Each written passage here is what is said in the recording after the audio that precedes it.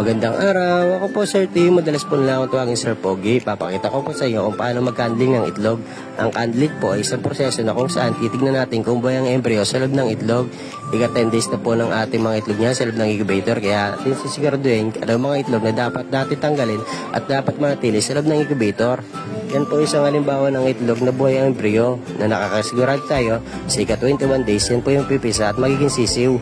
Papakita rin po sa inyo kung paano mag-preserve ang aking mga bata ng ating mga bagong itlog na kung saan sa ibang araw, yan naman po ang ating hasalang sa ating incubator para maging sisiw.